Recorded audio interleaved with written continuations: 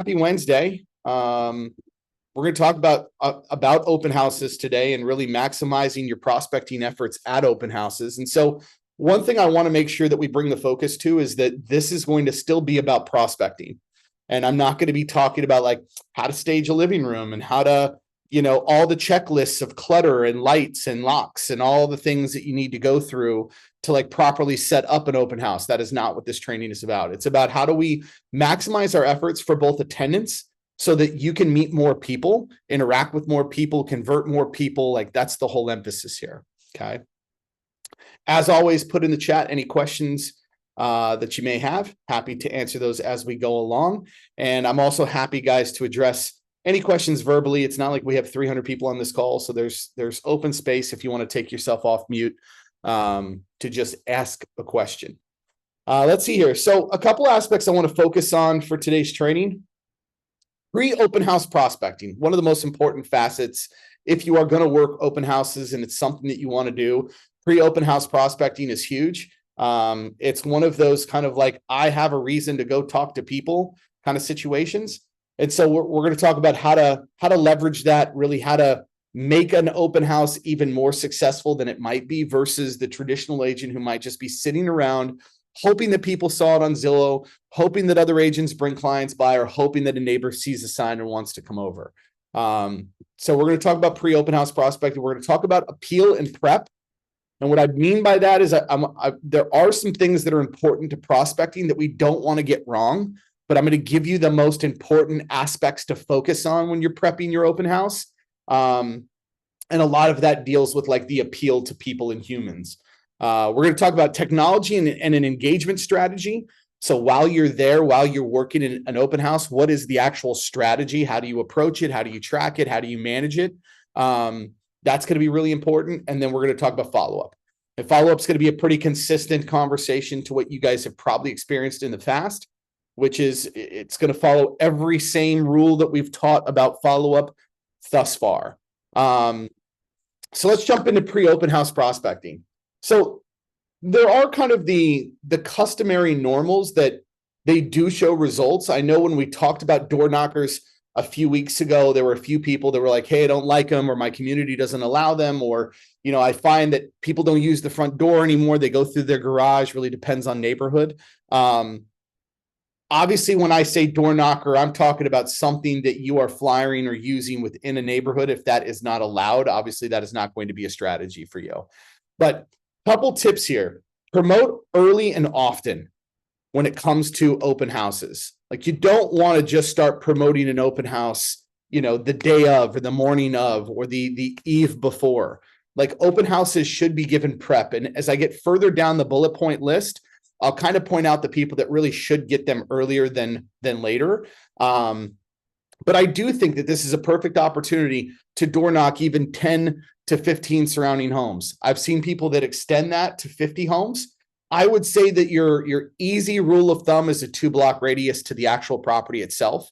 And that could just be like, hey, I want to personally invite you to an open house that's happening. It could be handing off a handwritten invitation. You could also do handwritten invitations a day, 2 days, 3 days, 4 days before an open house. And that would fall into that drop off an open house flyer or invite, right? That could be a door knocker. It could be a handwritten invite. I like the handwritten invite. And a lot of people today are starting to manufacture a very robotic, but still looks like a handwritten invitation. I talked about this actually in one of yesterday's tracks, which there are machines out there right now, guys, that hold a pen that can write in a cursive, like it will look like your handwriting. You submit a bunch of handwriting, it learns it, and it will write in your handwriting. Get 50 of those made for you. Just pass those out. It's a very inexpensive way to get stuff done. Door knockers, other invite approaches. I've seen people that will go and say, my seller ask that you be there.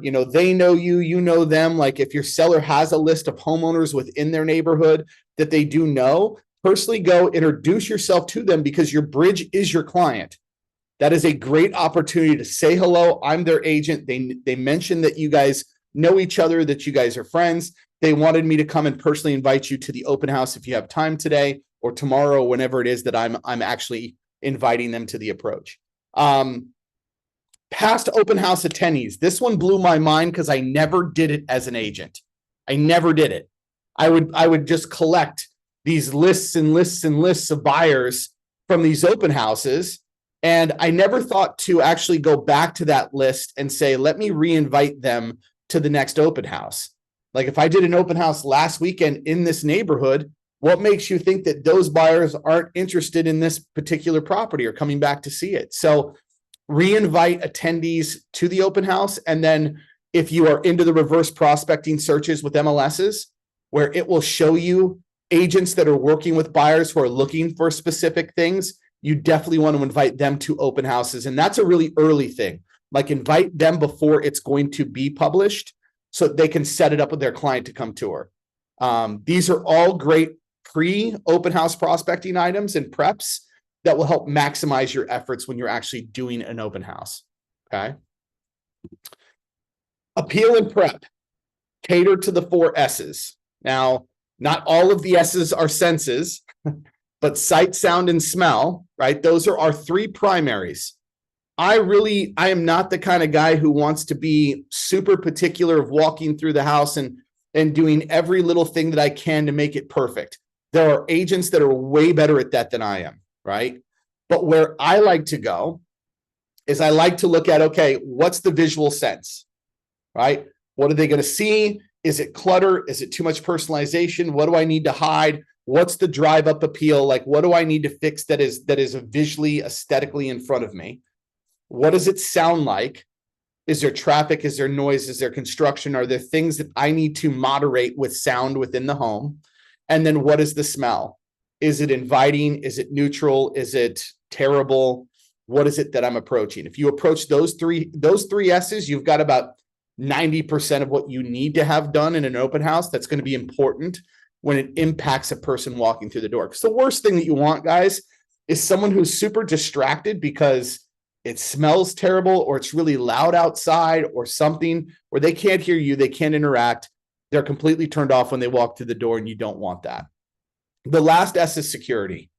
And this is something that through the years I've kind of become more and more specific about. And that is if you're doing an open house by yourself, I don't care if it's men, women, it's all genders.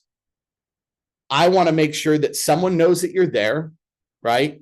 And I want you to consider your safety security protocols. What's locked, what's not locked, where's valuables, where are those things, right? Because now I've been witness to some terrible, terrible things within open houses. And so I do think security now requires a little bit of thought when it comes to working open houses. If you are going to work it as a team, I actually encourage it. I think 2 people actually manage the hello welcome process better than an individual trying to say hello at a busy open house and trying to answer questions on tours. But so security is an issue. Make sure that you prep your documents, make sure that you prep your disclosures, and make sure that you prep your attitude.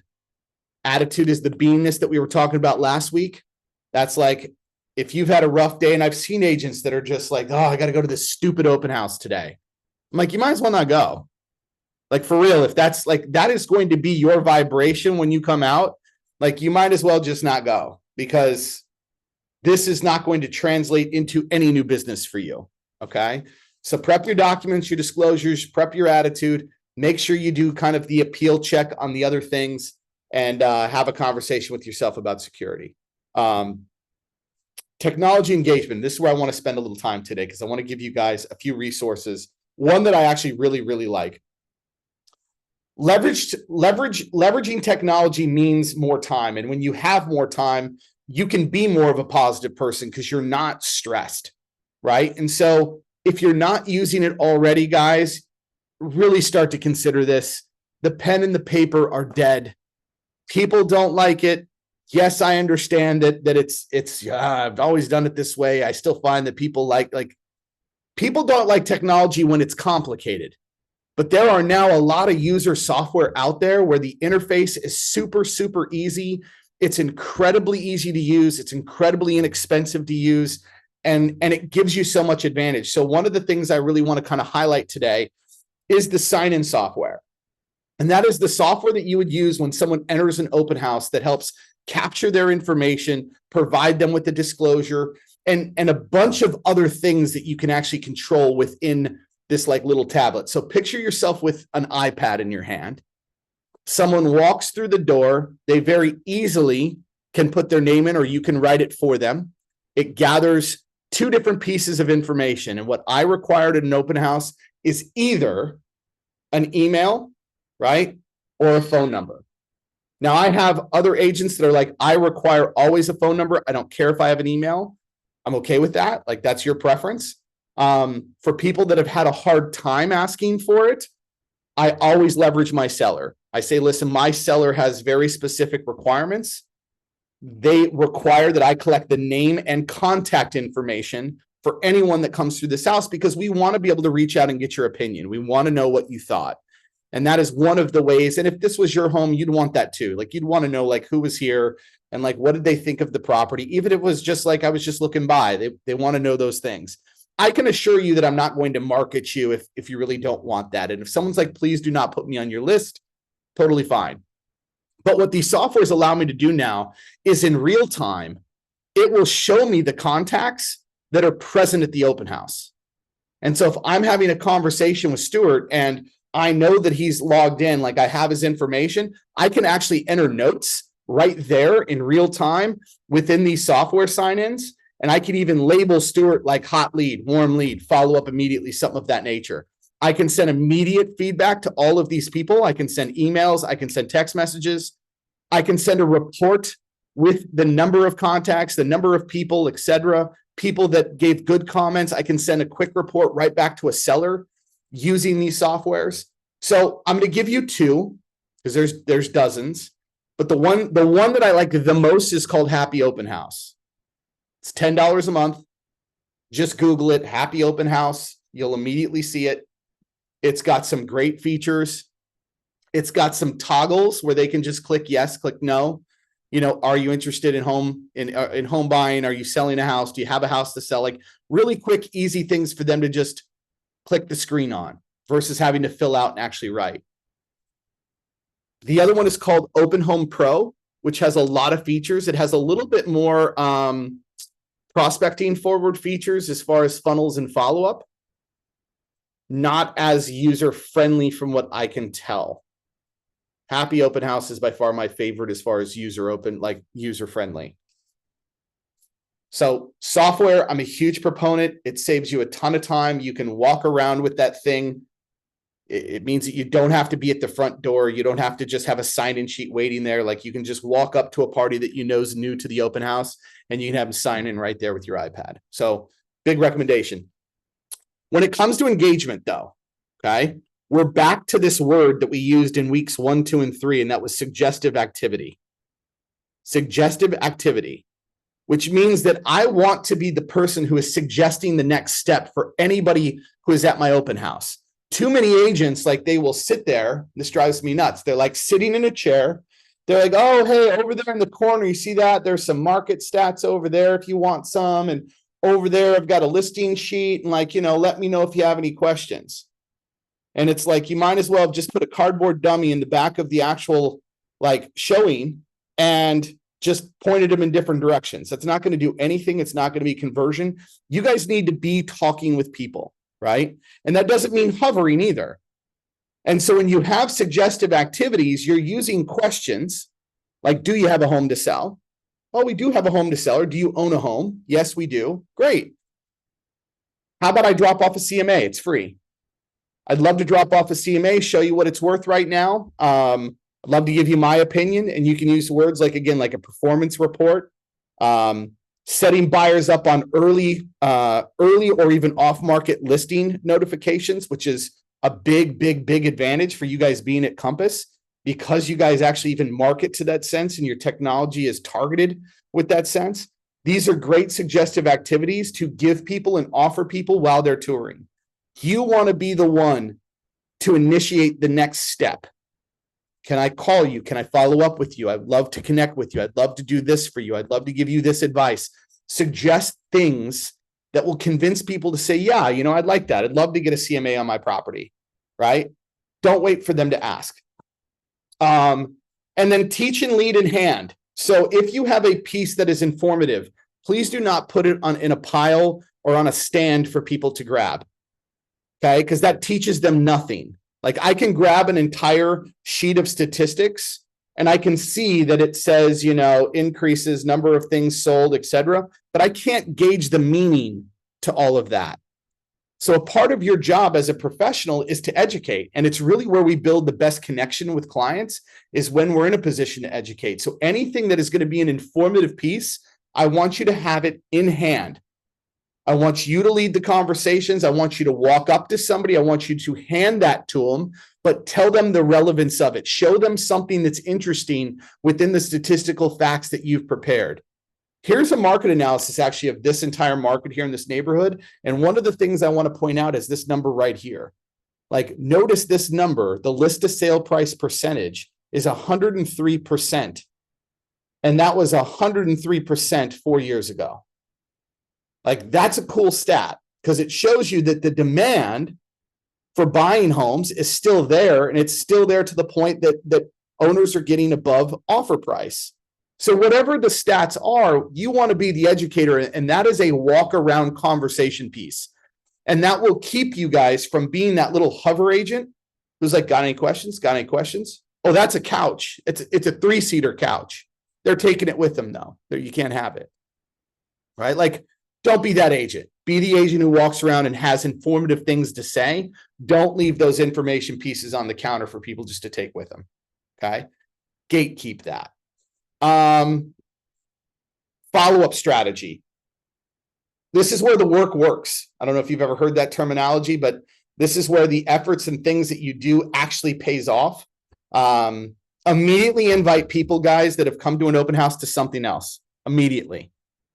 Everybody that came unaccompanied by another agent, I want to invite to something else. And if they did come with another agent, I want to invite them to something else, right? I want people to know that I want to see them again, that if this is a part of their process right now of looking at property, considering making a move, come see another thing. I'll have a different piece to teach you tomorrow, right?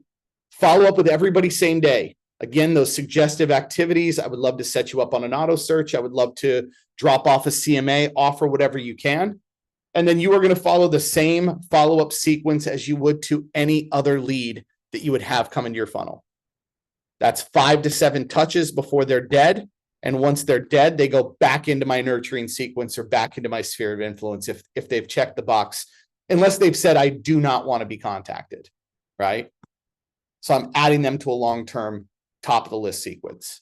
Okay. One thing is important when it comes to top of the list. Whenever you meet people that are new, and this is the same in networking, they go to your top of the list. You don't wait 6 to 8 weeks to contact them. So if I'm out and I'm about, and Cassandra and I meet at a networking event, she's going immediately into my sphere of influence list, my SOI list, and she's going right to the top. So like within the next week, she is going to get a contact from me, right? Like she's going to be a part of my reach outs for that week. Just to say hi, just to say, hey, great meeting you at the networking event, et cetera. And now she is in the rotation. She is going to get a touch from me every 6 to 8 weeks now. Okay. Okay. So I just blew through a lot of information for you. What kind of questions do we have? What kind of comments do we have? Let me know what you're thinking right now. What does this bring to mind?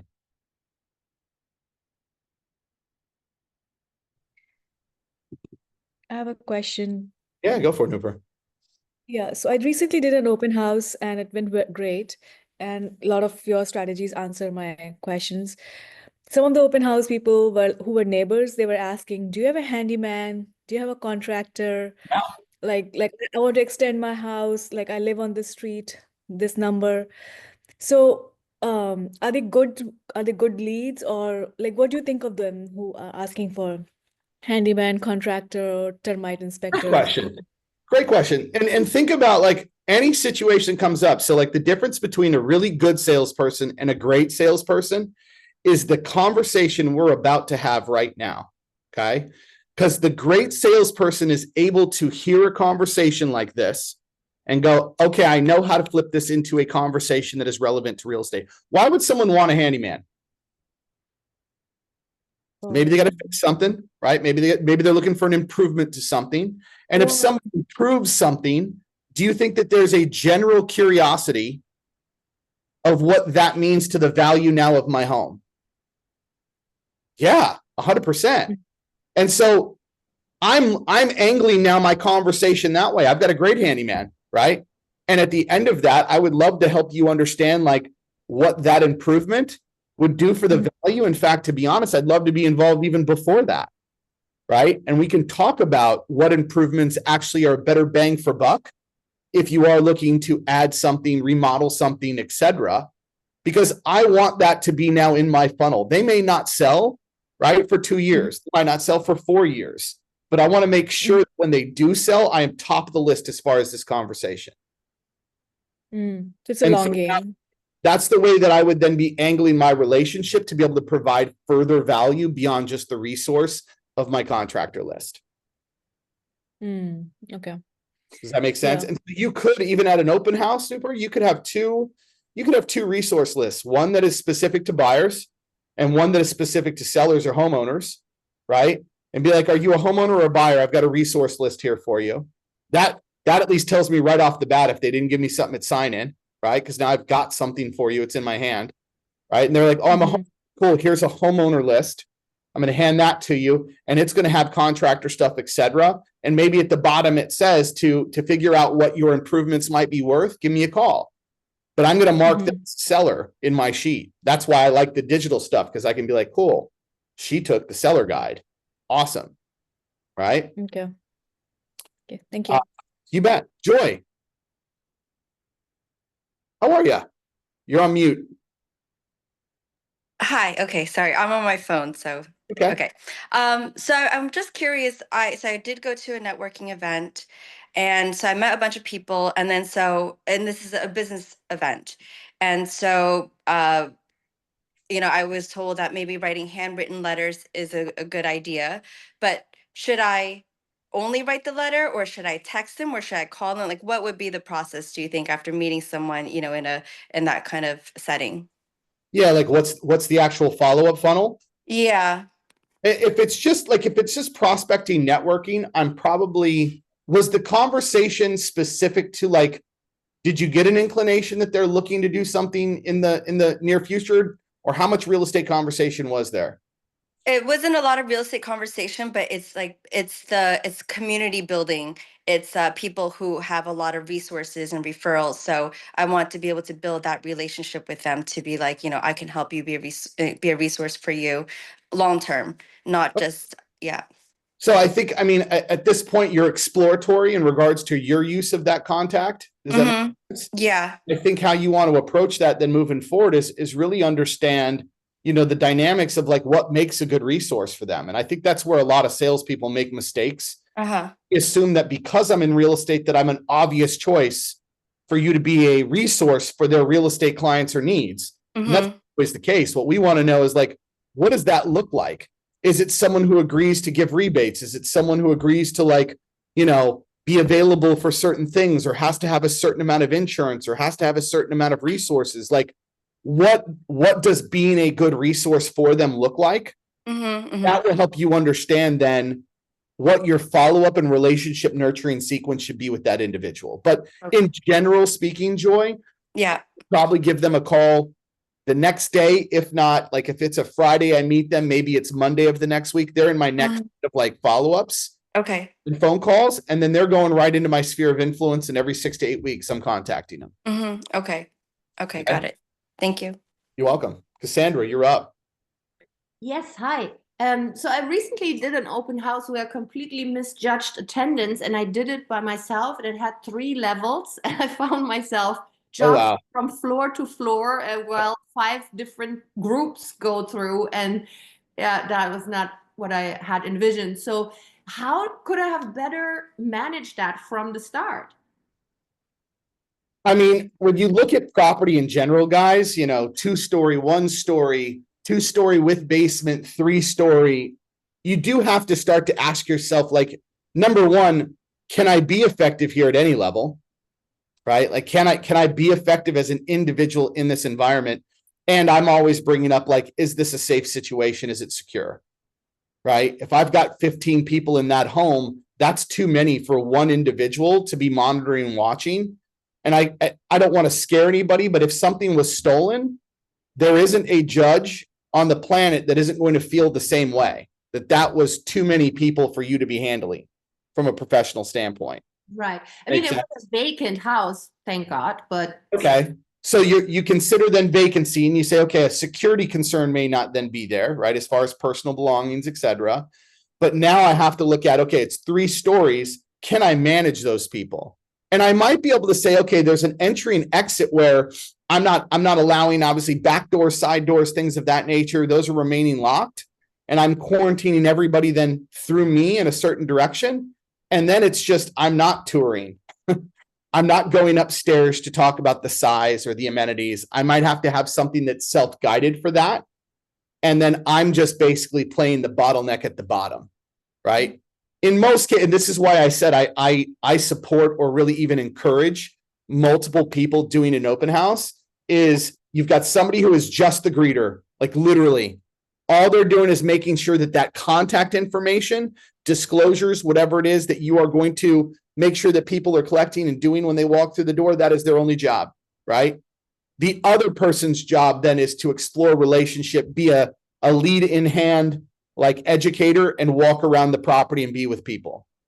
And that person then entries and exits everyone else, right? So one thing to consider. This will be my last question, because then we're going to be jumping to our accountability group. Carolyn, go ahead. My question is do you have any suggested ways to prospect maybe those vendors and develop great relationships with maybe the contract? Yeah, and let me just make sure I heard you, because you were cutting out just a little bit. But you if I have any strategies, Yeah, good context. You're talking about for contractors, or you're cutting out just a little, so I'm not sure I understand the question. I'm sorry, I'm headed to Connecticut. That's okay. So my question was, somebody asked about like homeowners asking for vendors, and you said providing a list. And my question was, how do we develop relationships or prospects with people that we would put on those lists, and maybe develop relationships with contractors? Because if we have a relationship with them and they have a job where maybe somebody's thinking about selling, they may refer us if we have that relationship.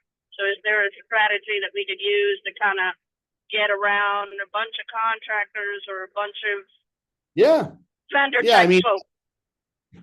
At the end of the day, most of it is people are always like, what would you want if someone said, hey, I'd like you to refer everybody that you know to this business? Like, put yourself in their shoes for a minute. What would you want in return? Right? Well, they probably want something in return. So the best way for you to approach these situations is not to guess. That is my best answer for you guys. It's not to assume, it's not to project, it's not to be like, well, here's something that I think will work. Like, go ask. I would love to partner with you. What would that look like? What would you need from me to be the only name out of your mouth every time, someone wants to sell and buy a property? Like, what would you need from me? What kind of dedication and services would I have to provide to you in order to get that in exchange? And some people are going to be realistic and some aren't. Like, I've seen programs where agents are like, I will help you promote and even bird dog, right? People that are in trouble or looking to sell, possibly because their house is just dilapidated, tore down, like they know that it's a gut. And I will send mailers at my own cost in order to drive leads through the community for you. If A, I get those listings, and B, anybody else in this neighborhood or whatever that's looking to sell, you pass in my direction. Like, those are the kinds of things that typically we're looking at, right? How can I help their business grow beyond just putting them on a resource list for myself? Okay. But we can talk more about that also during the prospecting session or the accountability session. All right, guys, I'm jumping over to accountability. We are going to be doing some breakout groups, and I've got a few discussion questions for you. I will see you in just a minute.